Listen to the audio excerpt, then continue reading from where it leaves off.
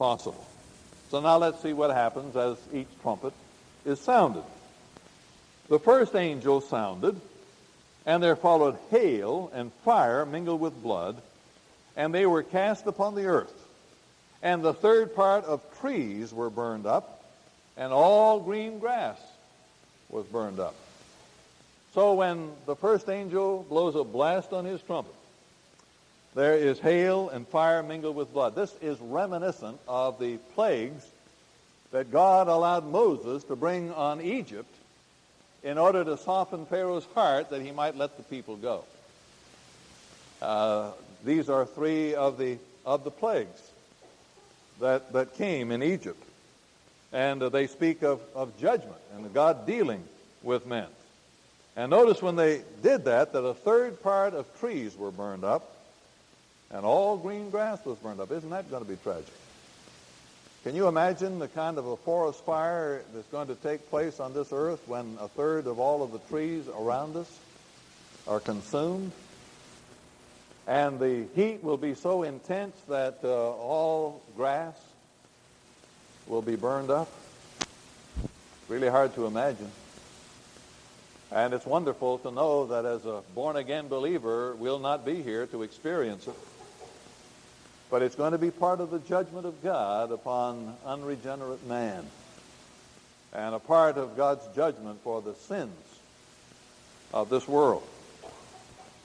And then the second angel sounds, and as it were, a great mountain burning with fire was cast into the sea.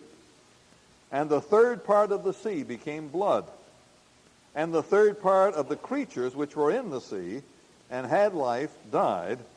And the third part of ships were destroyed. Now, a mountain burning with fire, that sounds to us a bit like a meteor. We're acquainted with meteors. There are some that have struck this country, and there are great craters in some parts of the United States that are there because of a meteorite that has struck the earth. And continually these are being thrown off out in the atmosphere from the stars and the planets that are all around us, just actually billions of them all around us. So many that man has not been able to find them all, and certainly has not been able to number them all. And so here is a meteorite of some kind that's on fire that drops into the sea. Now, when the Bible refers to the sea, often it's a reference to the Mediterranean Sea. That was, in a sense, the only sea that was known to them. They had not been able to explore far enough to have identified the Atlantic and the Pacific and the North Sea and all of the oceans that we know about in our geography. And so it may be that it was confined to the Mediterranean, but it doesn't say that. And so we can assume that maybe it affects the waters of all of the oceans of the earth, so that a third of them turn into blood, and a third of the fish or sea creatures die, and a third of the ships are destroyed. Now, can you imagine that for just a minute? Can you imagine the stench of rotting blood and rotting fish? That's going to be terrible within itself. Everybody that's living on the earth at that time is going to have to tie something over their nose to be able to breathe. That's a terrible judgment. But I believe it's going to happen. I don't think we can spiritualize this. I don't think we can explain this away. I don't think we can say that's beyond human imagination. John is writing down what he saw. And when he comes to the end of this book, he says, I, John, saw these things and I heard them. That doesn't mean that we can completely understand them. But it does help us to realize that this earth deserves that kind of judgment, or God wouldn't send it. And especially those who are Christ rejectors and are going to be left behind in this world when the true believers are gathered out into God's presence. Well, now notice the third trumpet, verse 10. The third angel sounded, and there fell a great star from heaven, burning as it were a lamp, and it fell upon the third part of rivers, and upon the fountains of waters. And the name of the star is called Wormwood. And the third part of the waters became wormwood, and many men died of the waters because they were made bitter. Now, the second trumpet and the meteorite that fell into the sea affected the waters, the salt waters of the earth. And now, here is another meteor that affects the sweet water, the drinking water of the earth. And it makes the water bitter. And many die because the water has been contaminated. Now, I want to share with you an interesting article that came out of the newspaper, the Chattanooga Times, on Wednesday, August the 6th, 1986. A prominent Russian writer recently produced a tattered old Bible and with a practiced hand turned to the apocalypse. Listen, he said, this is incredible. And he reads what happens when the third trumpet is sounded. In a dictionary, he showed the Ukrainian word for wormwood, a bitter wild herb used as a toxic in rural Russia, Chernobyl. The writer, an atheist, was hardly alone in pointing out the apocalyptic reference to the star called Chernobyl. Have you heard that name, Chernobyl, before? You remember what happened? A nuclear reactor over there in Russia erupted and contaminated that whole area. And some of the fallout swept over other parts of Europe. And it was a very harrowing experience, and we still don't know all the details of it. And to think that this word, wormwood, in Russian is Chernobyl. Now, you can see that if we have produced nuclear reactors, we've got one being built right up here, Watts Bar. We've got one down in Chattanooga. We've got them all up and down the TVA system. We have them in other parts of the United States. We have them all over the world. Now, if that one reactor at Chernobyl erupting and causing the destruction that it did and the contamination, what would it be like if all of them ruptured at the same time? It would contaminate the whole earth. Now, what I'm wanting you to see in this is that we are living in a day when everything is set up for God to use this, if he wants to judge people with. Now, I'm not saying that we ought to go rush home and start building fallout shelters and dig us a cave down in our backyard and try to protect ourselves if something like that were to happen up at Watts Bar. That would probably be very unrealistic and very foolish. Well, what happened at Chernobyl could happen at any nuclear reactor center, any nuclear plant.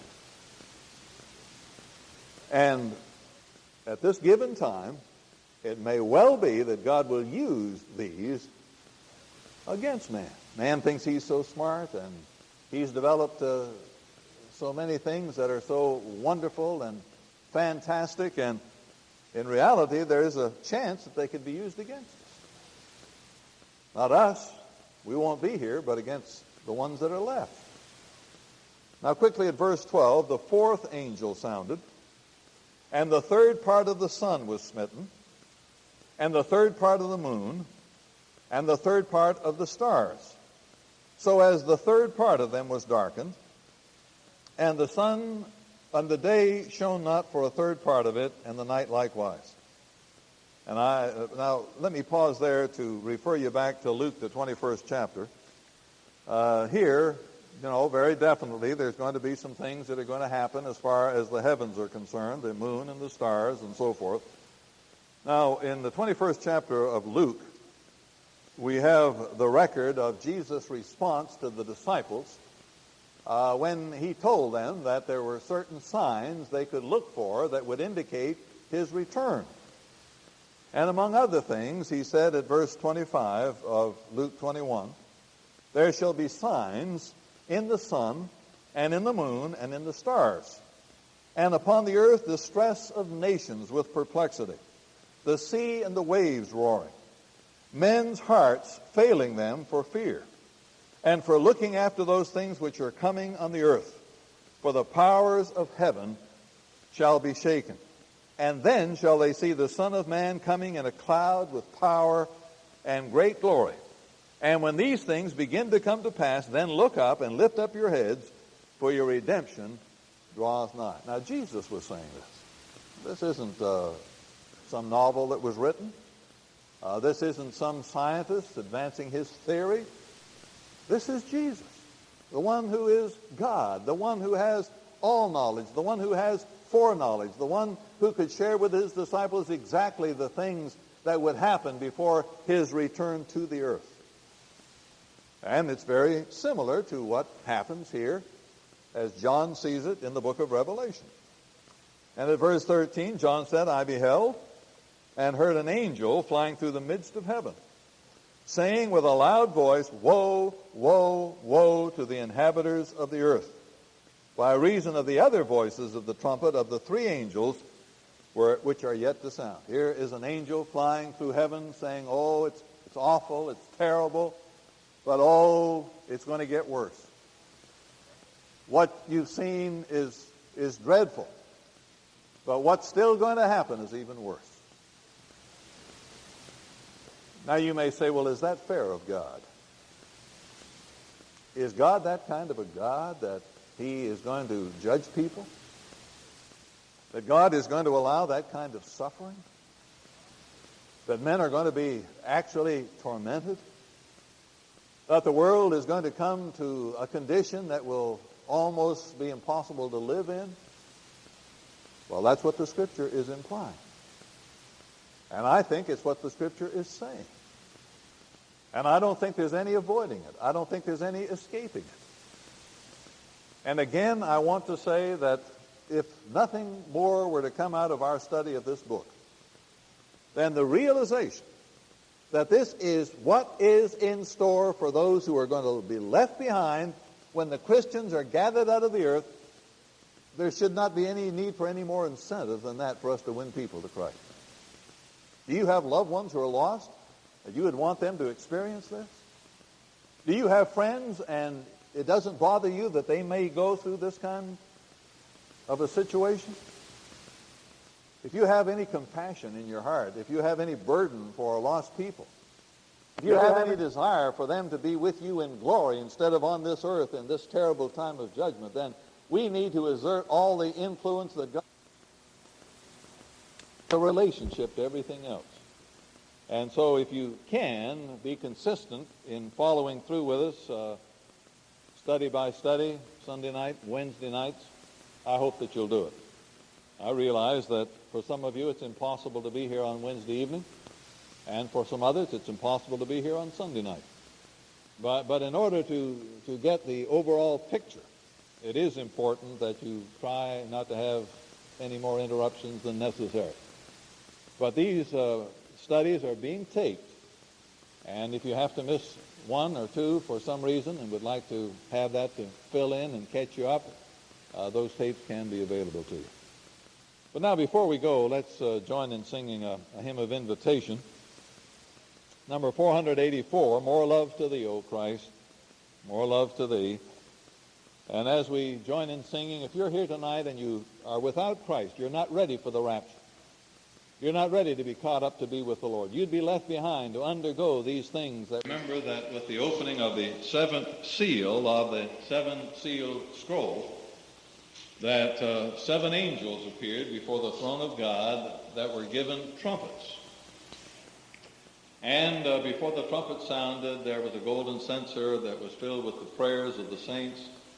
Coals were taken from the altar, and this was thrown into the earth. And again, wonderful for us to realize that God not only hears prayer, but God remembers what has been prayed for, and in God's own timing, he responds to prayer.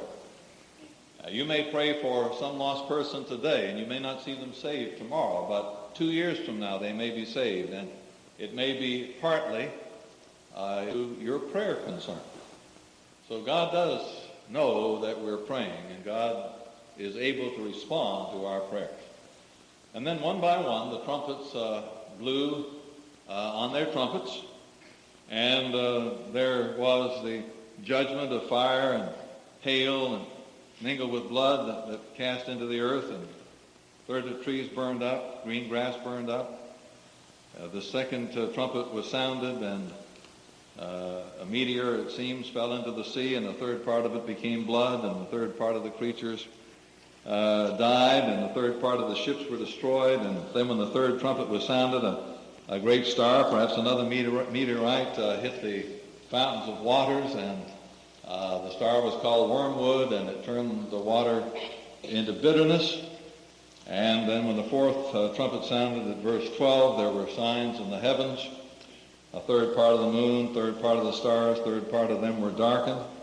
I wonder if you noticed as we reviewed that a third part is repeated over and over and over again. Each time it was a third part of trees, third part of the ocean, third part of the rivers, third part of the stars, and so forth. And so, there has been always a lot of wonder about, well, why a third? And I don't know how much stock you can put into this, but one of the interesting theories is that if you were to calculate the land mass of the earth and the present population of the earth, and would calculate how much of it is under communist control. That's just changed now in the last few weeks to a large degree. But if you would calculate the part of the earth that has been, for the most part, dominated by communism, that it adds up to about a third of the land mass and about a third of the population. I haven't figured that. I don't know how true that is. But some who become a little more intricate than others in trying to understand this book have done that. And if that is the case, then it may be that God deals with that part of the world perhaps before he does some of the rest of the earth, because of the atheism that is there, because they deny the existence of God. And God may be wanting to get their attention and say, well, you don't think there's a God? Well, who do you think is causing these things to happen? This is my judgment on you. So for what that is worth, it seems interesting that each time that it involves a third part of something. Now at chapter 9, where we were to begin tonight, the fifth angel sounded, and John said, I saw a star fall from heaven unto the earth, and to him was given the key of the bottomless pit. Now this it says a star fall from heaven. There are some symbols in the book of Revelation, as we said at the outset. This must not be a star as such, because to him a personality was given the key to the bottomless pit. Now over in the 20th chapter, and that's skipping over quite a ways, but the opening verse of the 20th chapter says, I saw an angel come down from heaven, having the key of the bottomless pit and a great chain in his hand. Now, in all probability, this is the same personality, and in Revelation 20 is identified as an angel. So apparently this is some special angel to whom God has given the responsibility of guarding the bottomless pit and to see that it is shut up until the time that God deems that it should be opened. And now the time has come. And this angel has the key to the bottomless pit. Now, where is the bottomless pit? I'm not sure that we know. But some have assumed that it may be the bottom of that abyss that Jesus talked about when he shared the experience of the rich man and Lazarus. You remember that story. It's not a parable. I believe it's a true experience of two men who lived on the earth, the rich man and Lazarus who begged crumbs at his table. And in the process of time, they died, and the rich man was in Hades, lift up his eyes in torment. And Lazarus was in Hades, in Abraham's bosom. And they could see each other, and they could talk to each other. And the rich man asked Abraham to send Lazarus over to dip his finger in water to cool his tongue, for he said, I'm tormented in this flame. And Abraham said, that's impossible. Remember that in your day you had your good things and Lazarus has evil things, but now he is comforted and you are tormented. And beside all this, between us and you, there's a great gulf fixed, so that it's impossible for us to pass to you or for you to pass over to us. And so there are some who wonder if the bottomless pit may not be that division in Hades of that present time. Now maybe this would be as good a time as any to pause for a moment and talk about Hades and to distinguish between Hades and hell. Now we very loosely, and I'm guilty of this often in my own preaching, and David, I didn't turn this thing on, I just thought of it. We often say that when a saved person dies, they go to heaven, and when a lost person dies, they go to hell. Well, not really. They go to Hades. They are not in the place where they are going to be finally and eternally. They will be in the lake of fire, which is literally what we would term as hell. So in thinking about that for just a moment, realize that in the time of Jesus, when he gave this experience, that when a lost person died, their body was buried and their soul or spirit went to Hades. When a saved person died, their body was buried and their soul or their spirit went to Hades, because Hades is the place of departed spirits, or was in the time of Christ. And that's why the rich man and Lazarus were close enough to each other to recognize each other and to speak to each other. But it was absolutely impossible for them to go from one area of Hades to the other.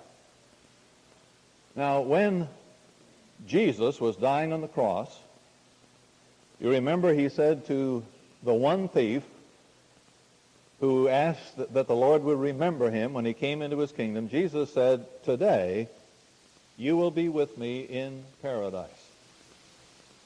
Paradise, apparently the section of Hades where Lazarus and Abraham were, that is referred to as Abraham's bosom. And so you see, before Christ died on the cross, the righteous of Old Testament time, the Old Testament saints, couldn't go to heaven because the blood of Christ had not been shed. The blood of the animals of Old Testament sacrifice covered their sins. Only the blood of Jesus Christ could take away their sins. And until their sins were taken away, it would not be possible for them to appear in the presence of God. And so up until the day of the crucifixion, when the Old Testament saints died, they went to Hades, to the area that was known as Abraham's bosom. And the lost, when they died, went to Hades, but they were in the section where the rich man was. They could see each other. They could communicate with each other. Those in paradise were comforted. Those on the other side of the great gulf were tormented. That's very clear from what Jesus shared in that experience. Now, when Jesus died on the cross then, probably one of the very first things that he did was to visit paradise. He said to the thief, today you'll be with me in paradise. Paul says that he descended into the lower parts of the earth. And he who descended is the same as he who ascended up far above all heavens. Apparently then, when Jesus died on the cross, one of the very first things he did was to go to paradise, where Abraham and Lazarus and all the others that were Old Testament saints were being confined. to announce to them that he had shed his blood. It was now possible for their sins to be removed and for them to be in the presence of God. And he took them into God's presence. The ones that were where the rich man was are still there and will continue to be there. And every person who is lost, when that person dies, their spirit, their soul, goes to Hades until we get to Revelation 20 at the end of the tribulation time and even the millennium itself, and they are gathered up before God at the great white throne judgment. And because their names are not in the Lamb's book of life, they will be cast into the lake of fire, where the beast and the false prophet are, which are the second death, and the smoke of their torment will come up before God day and night forever and forever. So you see, the lost are not now in hell. They're in Hades. They will be in hell when they are judged at the great white throne judgment and they're cast into the lake of fire. It's good for us to keep that in mind. Now, getting back to the first verse of the 9th chapter, and we haven't gone very far yet, there are those who assume that this bottomless pit is that divide in Hades, the great gulf that separated paradise from where the lost are confined. Now, maybe I ought to pause here and see if you have a question. I realize that that's a little involved, and I hope I haven't confused you. I hope you understand what we're saying. Yes? The ones that are saved by the blood of Christ go. Well, now, maybe I didn't continue on far enough. When Christ died on the cross, he entered Hades, and he announced his death, and he delivered those that were being held captive there into the presence of God. Now, when a saved person dies, we go immediately to be with the Lord. There's no intermediate state. We don't go to paradise. There's no such thing as purgatory as is taught by the Catholic Church. Paul said to be absent from the body is to be present with the Lord. But that's since Christ died on the cross. I'm glad you raised that question, because I think I did not make that probably as clear as I should have. But the lost are still going to that same place where that rich man went, and will continue to until the great white throne judgment. But those who die in Christ go to be with the Lord. All right, if that's as clear as it can be, let's go on a bit further. And he opened, that is, this angel who apparently had a special key to the pit, opened the bottomless pit, and there arose a smoke out of the pit as the smoke of a great furnace. And the sun and the air were darkened by reason of the smoke of the pit. And there came out of the smoke locusts upon the earth. And unto them was given power, as the scorpions of the earth have power. And it was commanded them that they should not hurt the grass of the earth, neither any green thing, neither any tree, but only those men which have not the seal of God in their foreheads. Again now, naturally, the question comes, well, who are these?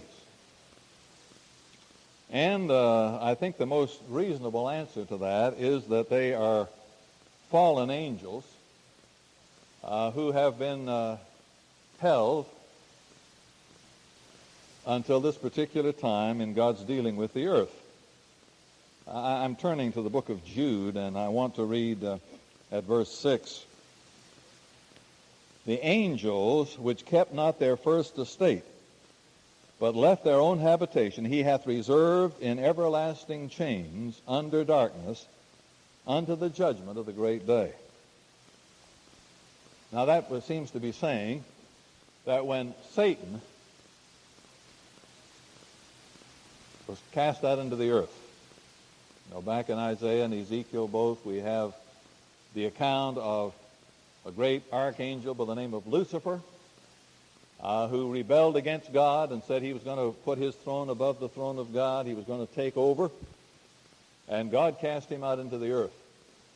On one occasion, and it's in Luke 10:18, Jesus said, I saw Satan fall as lightning from heaven. Now, when Lucifer was cast out into the earth, those angels that joined him in the rebellion against God were cast out too. And it would seem to be implied here in the book of Jude and now in Revelation that these are demons, angels that followed the leadership of Satan, who are being held until a certain time in history. They are reserved in chains, in darkness, unto the day of judgment of great God. So when John tries to describe this, he refers to them as locusts. But in reality, they're probably demons. And when we see the description in just a few minutes, that would, I think, enhance that thought. They are not real locusts in the sense that locusts do eat grass and the leaves of trees and green things, and these creatures were told not to do that. They were not to bother the grass or the leaves of the trees, but they were only to hurt those men which have not the seal of God in their foreheads.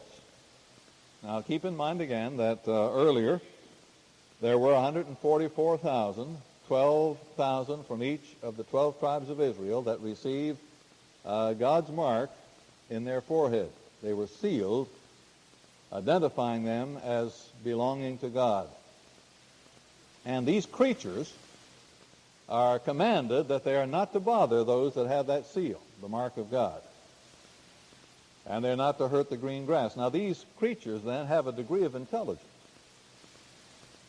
They can understand a command not to do something, and are told not to. Now you remember there were some demons that had entered into the body of the demoniac at Gadara. And there were many of them. They said, our name is Legion. And a Roman legion of soldiers, as we pointed out, is usually between 3,000 to 6,000. So that man may have had thousands of demons that had possessed him. And they reasoned with Jesus. And said, don't cast us into torment. If we've got to be cast out of this man, cast us into these swine. And so they're intelligent creatures. They can reason. They could speak to Christ in a way that Christ could understand. And again, in all probability, they are fallen angels and the angels that followed Satan, and so we designate them demons. Now I want to remind you again the problem that John had. John saw things that he had never seen before and that human eye had never seen, and he was being asked to write these things down for us. Now if these were demons, and not literally locusts, as the word locust is involved here, then John had a real problem trying to tell us who they are or what they are and what they're like. He does go on now in a minute to describe them. But there were many of them because they darkened the sun. It was just like a huge cloud that covered the earth and blotted out the light of the sun, at least in that particular area. So there's an innumerable number involved here. And at verse 5 we said, to them it was given that they should not kill them, but that they should be tormented 5 months. And their torment was as the torment of a scorpion when he striketh a man. And in those days shall men seek death and not find it, shall desire to die, and death shall flee from them. Now I want you to notice in all this description as we go through it that he keeps using the word as or like. In other words, he was saying as I see them and as I understand them, it was as they were like this and so forth. And so they had a sting that was as the torment of the sting of a scorpion. Now, I understand that the sting of a scorpion is probably the most painful and severe that man can receive from any kind of an insect or creature. There is nothing that is more painful than a scorpion sting. And so the torment that these creatures, demons, whatever they were able to inflict on men was so severe that men would rather die than to suffer it. They're going to beg God to let them die because the suffering is so intense. Now, that's going to be terrible, isn't it? I keep saying, and I guess I'll say it some more, that if there is some incentive for us to be soul winners, it is the realization of what's going to happen to people that are left on this earth after we believers are gone. Now, if we have loved ones, friends, neighbors, business associates that are lost, they may be experiencing the very things that we're reading about here. And it may be that one of the most effective things you could do to point them to Christ would be to call this to their attention. Remind them of it. Let them know that life's not going to be very pleasant here in this world when Christians are gone. It's mighty fine now because God is tempering everything that's happening in the light of his children inhabiting this earth. And even at its best, the earth and the world as we know it today is not pleasant in many places. But when the church is gone and God begins to pour out these judgments, it's going to be terrible. Men are going to wish that they could die rather than suffer these torments.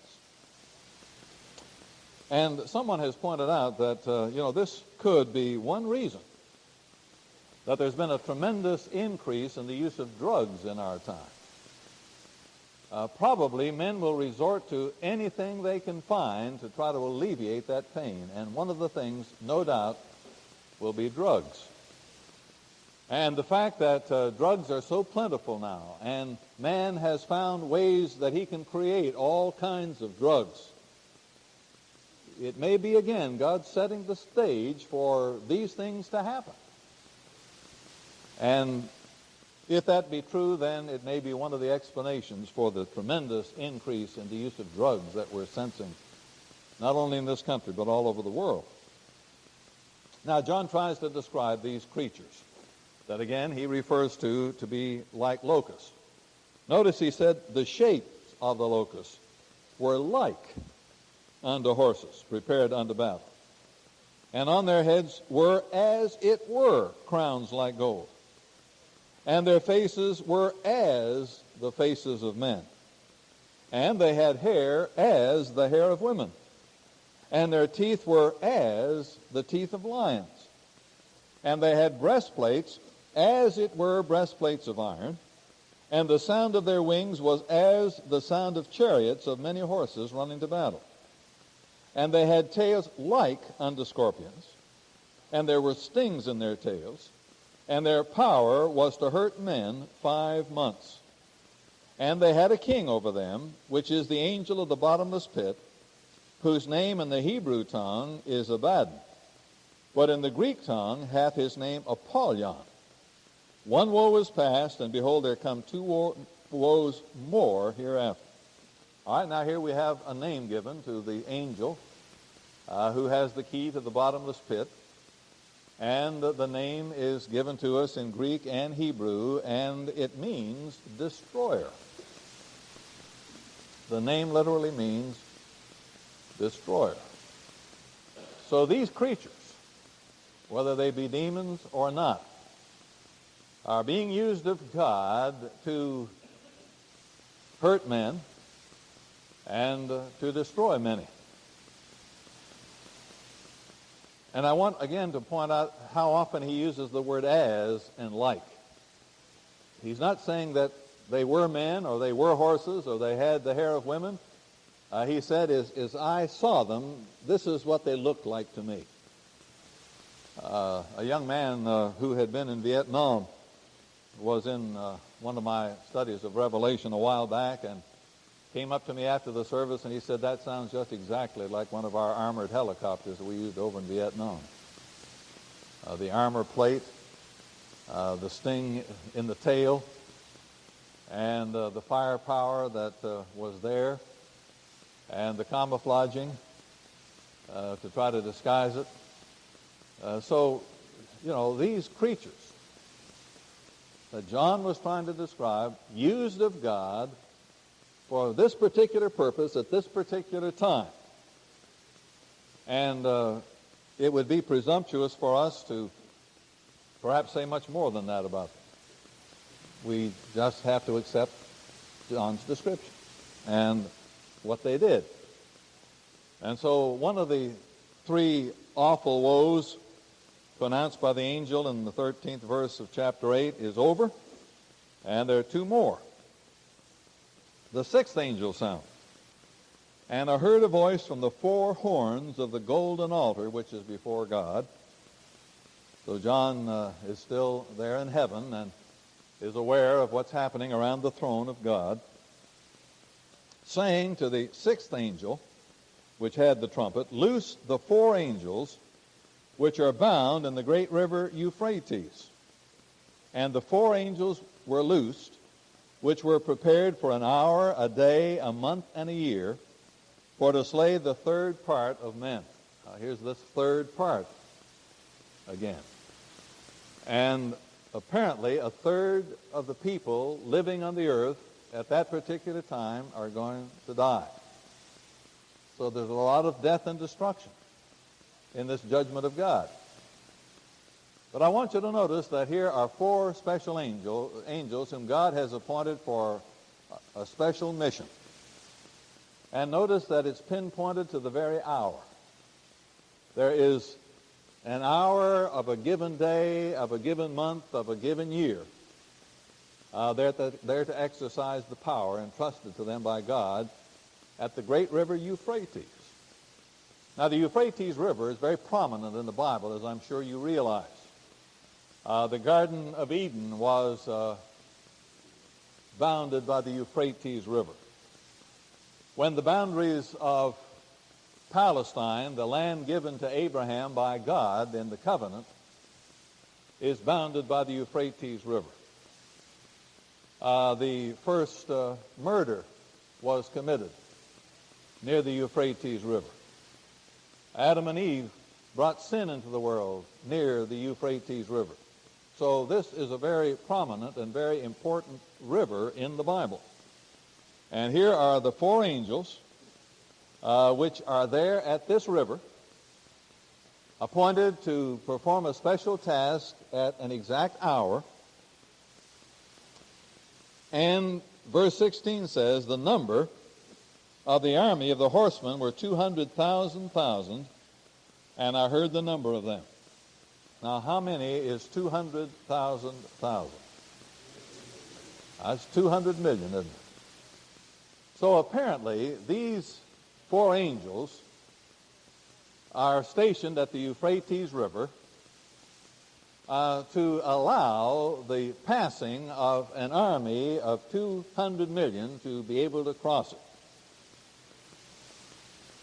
And that's more plausible today than it's ever been. Where could you amass an army of 200 million? Yeah, you could do it in China. China has a population approaching 1,200,000,000. It's just mushrooming. I have had an opportunity to visit China 2 years ago this past summer. And we were in Beijing, and we were at Tiananmen Square. We walked on the Great Wall. We enjoyed our visit to China. And you just cannot imagine, unless you go there, the population. Those wide boulevards just filled with people on bicycles. Don't see very many automobiles, but just millions of people. And when President Nixon visited China, one of our first presidents to go there for many, many years, the news commentators said that China could call up an army of 200 million on a moment's notice. They have at least 200 million men trained militarily.